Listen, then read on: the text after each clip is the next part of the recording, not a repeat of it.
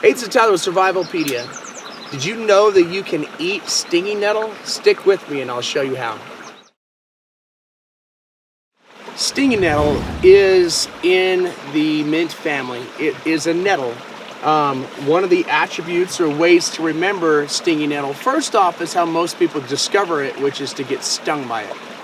The stingers on the bottom of the leaf right here have formic acid. Formic acid is the same acid that ants will use to sting you with. And the reason that is because if an ant or a bug crawls up the stinging nettle and starts to go out to eat the leaf, they're going to get stung by those little barbs on the bottom of the leaf.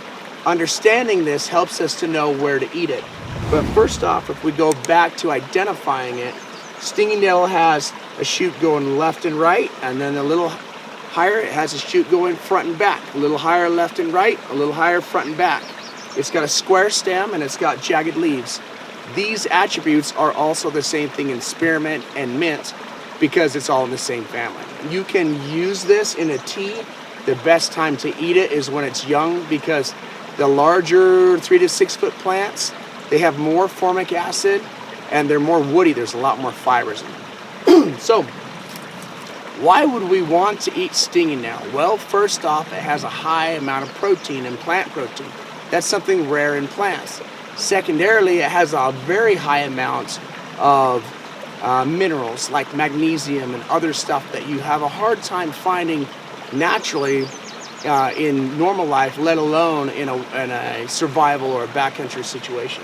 So learning how to eat stinging nettle is a mechanism that you can use to fortify or supplement your food sources. It's also pretty readily available. If you've got water in the western United States, you've probably got stinging nettle.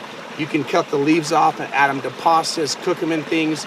You just blanch them slightly, that'll remove the barbs. Or the technique that I promised is you take your fingers, you squeeze the top down, pop it off, and basically all that I did is I pushed all those barbs against themselves.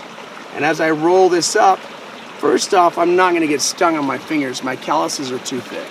Secondly, once I smash and roll that, it shoots off all those barbs. If you want to test this, test it on this part of your skin where it's super sensitive and it will sting you.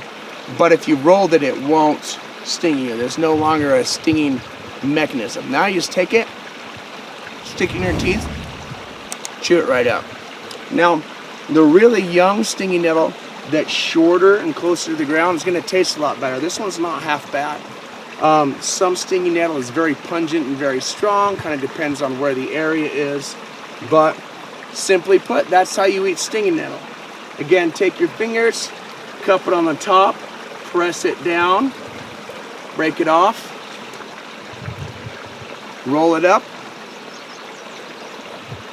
put it in your teeth. Too easy. Okay, hopefully this is valuable to you. Also, what I'd note, if you're allergic to this plant, don't eat it. Go out and try it. If you're not allergic to the plant, find some stinging nettle, find some mint, hit it from the top and pull it back, pull it down and pull it off and eat it. One other note on stinging nettle, nettles make really good fibers. So if you have some gloves or something and you pull from the bottom to the top and take all those leaves off, and then you just crush them and peel them, or if you use last year's broken stalks, which I can't readily see any, and you pull them apart, they make really good fibers for primitive rope. Primitive rope's going to be good in trap making, fishing line, whatever you need. Maybe you got a bundle of food you want to hang from a tree to keep it away from a squirrel. Stinging nettle is a quick go-to for some rope like that. All right, hopefully that's valuable to you. If you have any questions, look down in the comment sections. Leave the questions down there. Hit the subscribe button, and thank you for watching.